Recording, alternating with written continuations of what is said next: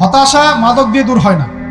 হতাশা দূর হবে, বলে দিব, তিনটা জিনিস, মাত্র তিনটা। কয়টা ভাই? এক, 5 ওয়াক্ত নামাজ। এক কি? নামাজে আপনি অজু করে সিজদা দেন, ইনশাল্লাহ আপনার মনে প্রশান্তি না আসলে আমাকে এসে বলেন যে আসে না। চোখের পানি, মনের আবেগ যা আছে আপনার ভিতরে, কষ্ট, দুঃখ, যন্ত্রণা, সব আল্লাহকে ঢেলে দিবেন ইনশাল্লাহ। নিজের আবেগ ধরে রাখবেন এখানে, আপনি আল্লাহর জন্য ঢেলে দিবেন। মানুষকে আবেগ দেখায় কি লাভ? মানুষ আপনার চোখের পানির মর্ম বুঝবে? মানুষ কি মানুষের চোখের পানির মর্ম বুঝে? আপনার পিতা যদি মারা যায়, আমার কাছে এসে দোয়া চান, কান্নাকাটি করে, আমি দোয়া করতে পারবো, কিন্তু আমি কিন্তু আপনার ফিলিংসটা বুঝতে পারবো না। আপনার অনুভূতি কে বুঝতে পারবেন? আল্লাহ পাক আপনার ঘাড়ের রগের চেয়েও কাছে আছেন। সুবহানাল্লাহ, সুবহানাল্লাহ, আল্লাহ পাক ঘাড়ের রগের চেয়ে কাছে আছে। গতকালকে বাংলাদেশের একজন বরেণ্য আলেমের সাথে একটা কনফারেন্সে ছিলাম। উনি বলছিলেন যে এক ব্যক্তি, এটা শোনেন, এক ব্যক্তি খুব তার শখ যে তিনি সাহাবীদের মতো নামাজ পড়া শিখবেন। কথা বুঝতে পারছেন? সাহাবীদের মতো নামাজ শিখবেন। তো একজন বরেণ্য আলেমের কাছে এসেছেন, এসে বলছেন যে আমাকে সাহাবীদের মতো নামাজ শিখিয়ে দেন। তখন সেই আলেম আরেকজন আলেমের সন্ধান দিয়েছেন, যে তুমি তার কাছে যাও, তিনি শেখাবেন। তো সেই ব্যক্তি একটু অবাক হয়েছেন, কারণ যাকে প্রশ্ন করেছিলেন তিনি অনেক বড় মুহাদ্দিস, আর যার কাছে পাঠানো হচ্ছে তিনি অত বড় মুহাদ্দিস নন, কিন্তু আবেদ, আমল করেন।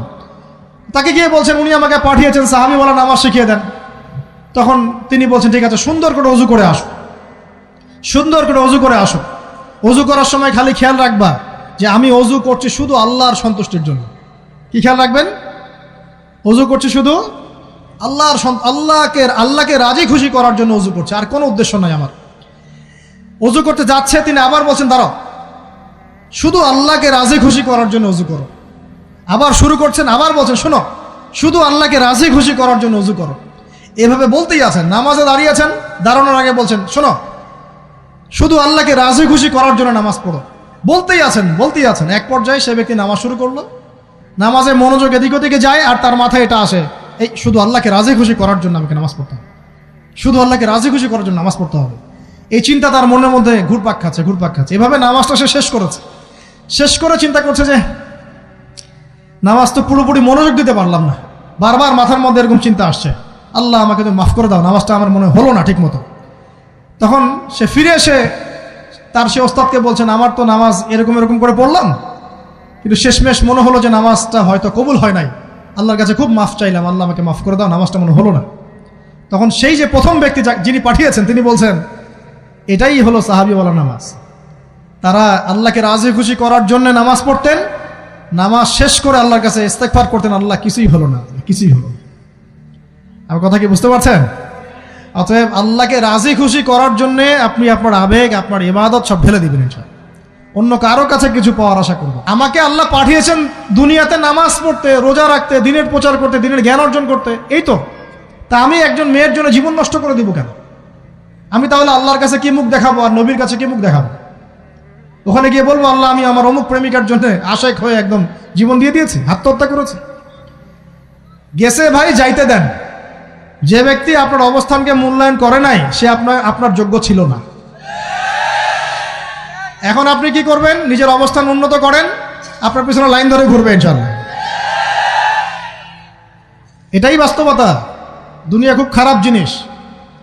মানুষের অবস্থানকে মূল্যায়ন করে, মানুষের অবস্থানকেই মূল্যায়ন করে, কিন্তু আল্লাহ রাব্বুল আলামিন আপনাকে সর্বাবস্থায় ভালোবাসেন। আলহামদুলিল্লাহ।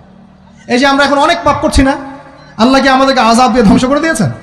আল্লাহ পাক এখনো আমাদেরকে ভালোবাসেন, রহম করেন, আল্লাহ পাক অপেক্ষায় করছেন কখন তওবা করবে, আমি তওবা কবুল করব। এই কখন আমার বান্দা খালি একবার বলে আস্তাগফিরুল্লাহ, আল্লাহ পাক সাথে সাথে মাফ করে দেবেন ইনশাআল্লাহ। আর সেই আল্লাহকে ভুলে আপনি কার পিছনে ছুটছেন? আমরা কিন্তু নিয়াত করতে পারি ভাই যে আমরা যারা ওয়াজ শুনলাম জীবনে কোনোদিন সিগারেটে হাত দিব না ইনশাআল্লাহ। রাজি আছি ভাই? অন্য বড় বড় জিনিস তো বহু দূরের কথা। আচ্ছা, অনেকে রাজি হয় নাই কেন? আপনারা কি অলরেডি আসক্ত? আমি অনেক ভাইকে দেখেছি মাশাআল্লাহ ইফতার খুলেই একদম ব্যঞ্জন টানা শুরু করে। হ্যাঁ, এটা যে হারাম আপনাদের কেউ ওয়াজ করে শোনায় নাই? এটাকে কি মনে করেন আপনারা, হারাম না হালাল? কেউ বলেছে মাকরু, নাকি মাকরু ফতোয়া দিয়েছে? মাকরুহ শব্দের অর্থ জানেন আপনি? মাকরুহ শব্দের অর্থ কি একটু শোনেন। সূরা বনী ইসরাঈল খুলবেন। কোন সূরা? সূরা বনী ইসরাঈল আল্লাহ পাক বলছেন, আমি বনু ইসরাঈলকে এই কাজগুলো করতে নিষেধ করেছিলাম। কোন কোন কাজ? জেনা করো না, জেনার ধার কাছে যেও না, এতিমের মাল আত্মসাৎ করো না, শিরিক করো না ইত্যাদি। যারা আলেম আছেন তারা আমার কথা বুঝবেন। এই কাজগুলোর পরে আল্লাহ পাক বলছেন যে এই প্রত্যেকটা কাজ আল্লাহর কাছে মাকরুহ, অপছন্দের। কিসের? অপছন্দ। তাহলে এটাকে আপনি সহজ মনে করছেন? নিয়াত করি আল্লাহ পাকের সন্তুষ্টির জন্য আমরা কোনোদিনও মাদকের সাথে সম্পৃক্ত হব না ইনশাআল্লাহ। আর বিশ্বাস করেন, শুধুমাত্র মাদকদ্রব্য নিয়ন্ত্রণ অধিদপ্তর এই আইন কানুন এগুলো দিয়ে, জরিমানা দিয়ে মানুষকে মাদক ছাড়ানো যাচ্ছে না, যাবে না। কেন যাবে না এটা আপনারা খুব ভালো করেই জানেন, আমি বলতে চাচ্ছি না। অনেক সময় মাদক বিরোধী কনসার্ট করে মানুষ, মাদক বিরোধী কনসার্টে ওঠার আগে এক বোতল ডাইল খেয়ে আসে আগে। এগুলো কি বাস্তব কথা বলছি না অবাস্তব কথা বলছি? আমাদের যুবক ভাইরা কোশ্চিন কালেও মাদকের ধার কাছে যাবেন না ইনশাআল্লাহ। একটা হাদিস খালি মনে রাখেন, এই হাদিসটা মনে রাখেন। নবী সাল্লাল্লাহু আলাইহি ওয়াসাল্লাম বলেছেন, কেউ যদি মাদকদ্রব্য সেবন করে তার 40 দিনের নামাজ কবুল হবে না। সিগারেট একটা খেয়েছি, 40 দিন নামাজ নাই। এরপর যদি সে তওবা করে আল্লাহ মাফ করে দিবেন। আবার যদি মাদক খায় আবার 40 দিন কবুল হবে না। যদি আবার তওবা করে আল্লাহ মাফ করে দিবেন। আবারও যদি খায় আবারও 40 দিন কবুল হবে না। আবারও তওবা করলে আল্লাহ আবার মাফ করে দিবেন। চতুর্থবার সে যদি মাদক খায়, আল্লাহ রসুল সাল্লাল্লাহু আলাইহি ওয়াসাল্লাম বলছেন, আল্লাহ পাক কিয়ামতের মাঠে তাকে তিনাতুল খাবাল পান করাবেন। কি পান করাবেন? তিনাতুল খাবাল। সাহাবীরা বললেন, ইয়া রাসূলুল্লাহ, এটা কি? তিনাতুল খাবাল কি? নবী সাল্লাল্লাহু আলাইহি ওয়াসাল্লাম বলছেন, এটা হচ্ছে জাহান্নামীদেরকে আযাব দেওয়ার পর তাদের রক্ত মাংসের যে পুঁজ বের হবে, এই যে ড্রিঙ্কস, জাহান্নামের হার্ড ড্রিঙ্কস, এই ড্রিঙ্কসের নাম হলো তিনাতুল খাবাল। আল্লাহ পাক আমাদের সবাইকে মাদক থেকে বাঁচিয়ে রাখে। আমল হচ্ছে কোরআন তেলাওয়াত। যে ব্যক্তি কোরআন তেলাওয়াত করতে পারে নিয়মিত, তার মনের মধ্যে এই হতাশা, এই ভীরুতা, এই কাপুরুষতা কিচ্ছু আসবে না ইনশাআল্লাহ। আমি গ্যারান্টি দিচ্ছি আপনাকে, হতাশা আসবেই না আপনার মনে যদি আপনি কোরআন বুঝতে পারেন।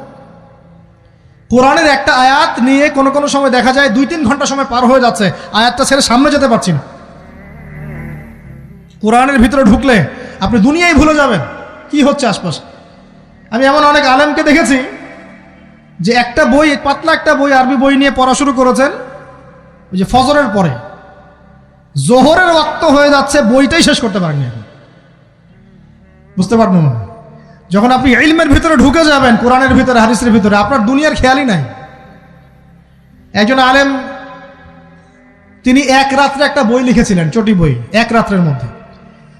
বলা হচ্ছে, তার সম্পর্কে বলা হচ্ছে যে রাতের খাবার তাকে দেয়া হয়েছে, যে আপনি এটা খেয়ে নেন। তো সে খাবারটা পাশেই আছে, খাবারটা খাবো, এটা লিখে খাবারটা খাবো, এরকম তার চিন্তা ছিল।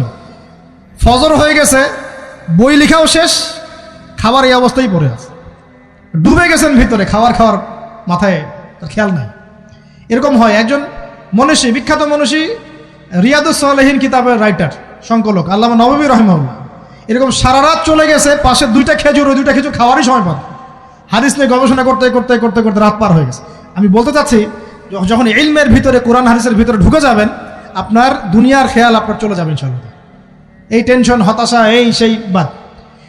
তখনই আল্লাহ পাক আপনাকে তার পক্ষ থেকে রহমত দিবেন, বরকত দিবেন, আল্লাহ আপনার দুনিয়ার কাজগুলো করে দিবেন ইনশাআল্লাহ। তখন দেখবেন কেউ আপনার দুনিয়ার ওই কাজটা করে দিয়েছে, কেউ ওই কাজটা করে দিয়েছে, কেউ বাসায় খাবার পাঠিয়ে দিয়েছে, আল্লাহ পাকই এগুলো করাই দিবেন ইনশাআল্লাহ। তো প্রিয় ভাইরা, মাদকে যাব না আল্লাহর কাছে আসবো? 2 নাম্বার কোরআন তেলাওয়াত, 3 নাম্বার আল্লাহর জিকির। 3 নাম্বার কি ভাই? আল্লাহর জিকির। চলতে ফিরতে সব সময় মুখ চলতে থাকবে, মুখ না চললেও মনে মনে মন তাজা থাকবে, মনে মনে জিকির হতে থাকবে। মনে মনে জিকির করতে পারেন? মুখ নড়বে না, কিন্তু মনে মনে আপনার একটা জিকির হতে থাকবে, সুবহানাল্লাহ ওয়া আলহামদুলিল্লাহ, লা ইলাহা ইল্লাল্লাহ, আল্লাহু আকবার। পারা যাবে? পারে। মানুষের মন কখনো চুপ করে থাকে না, কিন্তু মানুষের মন অলওয়েজ কিছু না কিছু চিন্তা করতে থাকে না, যতক্ষণ না ঘুমায় মানুষ। তো প্রিয় ভাইরা, বেশি বেশি জিকির করব, সুবহানাল্লাহ, আলহামদুলিল্লাহ, লা ইলাহা ইল্লাল্লাহ, আল্লাহু আকবার, লা হাওলা ওয়ালা কুওয়াতা ইল্লা বিল্লাহ, এগুলো চলতে থাকবে। আল্লাহ পাক তৌফিক দান করুন, আমিন। আমরা আমাদের সমাজে যুবকদেরকে এরকম টিকটকে দেখছি, অনলাইনে আসক্ত দেখছি, জেনায় আসক্ত দেখছি, পর্নোগ্রাফিতে আসক্ত দেখছি। আমরা দেখছি আমাদের যুব সমাজকে মাদকে আসক্ত, কিশোর গ্যাংয়ে আসক্ত। এইগুলো কি আমাদের কাম্য ছিল ভাই? আমাদের কাম্য ছিল? এই অবস্থায় কি যুব সমাজ আল্লাহ পাকের দ্বীনের পতাকা হাতে নিয়ে আল্লাহর জমিনে দিন কায়েম করতে পারবে কিনা একটু আমাকে উত্তর দেন দেখি। এখন এই অবস্থায় পারবে? অতএব অবস্থার উন্নতি করতে হবে কিনা? উন্নতির জন্য রাজি আছে কিনা ইনশাআল্লাহ? আমরা চাই কি আল্লাহ পাকের দিনটা আল্লাহর জমিনে প্রতিষ্ঠা লাভ করুক, আল্লাহর দিন সবার ঘরে ঘরে পৌঁছে যাক, আল্লাহ পাকের দিনের যে সৌন্দর্য সবাই সেটাই, এই সৌরভটা সবাই পাক, আমরা চাই কিনা? সমাজে শান্তি প্রতিষ্ঠা হোক, আবার সেই রাসূলের মতো যুগ চলে আসুক, আমরা চাই কিনা? অতএব আমাদের সবাইকে যৌবনের এই প্রলোভনগুলো থেকে বেরিয়ে এসে আল্লাহ পাকের ইবাদতে আত্মনিয়োগ করতে হবে। আল্লাহ পাক আমাদের সবাইকে তৌফিক দান করুন, বলি আমিন। আমাদের সবাইকে আল্লাহ রাব্বুল আলামিন কুরআন এবং হাদিসের গভীর জ্ঞান অর্জন করার তৌফিক দান করুন, বেশি থেকে বেশি ইবাদত করার তৌফিক দান করুন। আল্লাহ পাক সবাইকে হারাম সমস্ত রিজিক থেকে বাঁচিয়ে রাখুন, জেনা, ব্যভিচার এবং নারীর ফিতনা, মাদক থেকে আল্লাহ বাঁচিয়ে রাখুন। আল্লাহ পাক আমাদের সবাইকে হালাল রিজিক, হালাল সম্পর্ক যথেষ্ট করে দিন। আল্লাহ পাক আমাদের সবাইকে যেন দিনের দাওয়াতের মেহনত করার তৌফিক দান করেন এবং আলেম ওলামার সাথে পরামর্শ করে দিন শেখার এবং বোঝার তৌফিক দান করেন। যুবতী দিনী বোনদের জন্য, এখানে বোনরা আছেন না? আছেন কি না? দিনী বোনরা আছেন? একটা নসিহত দিনী বোনদের জন্য আমি একটা নসিহত করতে চাচ্ছি, একটা নসিহত। আমার এই একটা নসিহত একটু মন দিয়ে শুনুন প্রিয় দিনী বোন। রাসূলুল্লাহ সাল্লাল্লাহু আলাইহি ওয়াসাল্লাম আমাদের দিনী বোনদের জন্য জান্নাতে যাওয়ার একটা ফর্মুলা বলে দিয়েছেন। আমি কি বলবো সেটা? আচ্ছা, রাসূলুল্লাহ সাল্লাল্লাহু আলাইহি ওয়াসাল্লাম বলেছেন আমাদের দিনী বোনেরা, আমাদের মায়েরা, এই নারী জাতি মাত্র 4টা কাজ করলে জান্নাতের যে কোনো দরজা দিয়ে ইচ্ছা প্রবেশ করতে পারবেন। খুশি হন নাই? কয়টা কাজ? মাত্র 4টা। এক, যদি আমাদের দিনী বোনেরা 5 ওয়াক্ত নামাজটা ওয়াক্ত মতো পড়ে, আল্লাহ পাক তৌফিক দান করুন, বলি আমিন। 2 নাম্বার, যদি তারা রমাদান মাসের রোজাটাকে ঠিক মতো আদায় করতে পারে। 1 নাম্বার 5 ওয়াক্ত নামাজ ঠিকঠাক আদায় করা, 2 নাম্বার রমজান মাসে সাওম রাখা, 3 নাম্বার তাদের লজ্জাস্থানের হেফাজত করা, মানে শরঈ পর্দা মেনটেন করা, শরঈ পর্দা মেনটেন করা। এবং আমি বলে দেই, চেহারাটা আপনাদের পর্দার অন্তর্ভুক্ত। এটা নিয়ে অনেক বাকবিতণ্ডা হয় না সমাজে, চেহারা দেখানো যাবে কি যাবে না ইত্যাদি।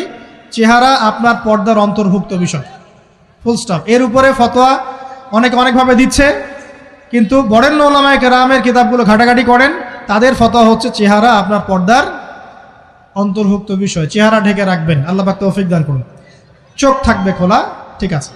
4 নাম্বার, স্বামীর আনুগত্য করতে হবে। স্বামীর আনুগত্য, এই যে আনুগত্য শব্দ শুনলেই মানুষের একটা মানে নেগেটিভ ধারণা তৈরি হতে পারে। স্বামীর আনুগত্য মানে কি আমি তার দাসত্ব করব? আনুগত্য মানে, প্রিয় দিনী বোন, আনুগত্য মানে দাসত্ব নয়। আনুগত্য মানে কোরআন সুন্নাহর যে বিধানগুলো আপনার স্বামী আপনাকে পালন করতে বলবে, আপনি সেগুলো করবেন, আপনি করতে বাধ্য। কিন্তু স্বামী যদি কোরআন সুন্নাহর বাইরে কিছু করতে বলে, সেটা মানতে আপনি বাধ্য নন। স্বামী যদি আপনাকে বলে যে সুদ খাও, এই সুদী এনজিওতে আসো, নাম লেখাও। স্বামী যদি আপনাকে বলে যে আসো বেপর্দায় বাইরে যাই, সাজুগুজু করে বের হও, চলো ঘুরে আসে বেপর্দায়। স্বামী যদি বলে দেবরকে একটু খাবারটা দিয়ে আসো, আমার অফিসের কলিগ আসছে, খাবার পরিবেশন করো, আসো ডাইনিংয়ে আসো। এই যে হারাম কাজ, বেপর্দার আদেশ করছে, সুদের আদেশ করছে, আপনি সেগুলো পালন করবেন না। কিন্তু হালাল বৈধ যে কোনো বিষয় আপনি স্বামীর আনুগত্য করবেন, এটা আপনার উপর ফরজ। এই 4টা কাজ যদি আপনি করতে পারেন, জান্নাতের যে কোনো দরজা দিয়ে ইচ্ছা আপনি প্রবেশ করতে পারবেন ইনশাআল্লাহ। আল্লাহ পাক আমাদের দিনী বোনদেরকে এই 4টা কাজ করার তৌফিক দান করুন। আমাদের সবাইকে আল্লাহ পাক জান্নাতের জন্য কবুল করুন, বলি আমিন।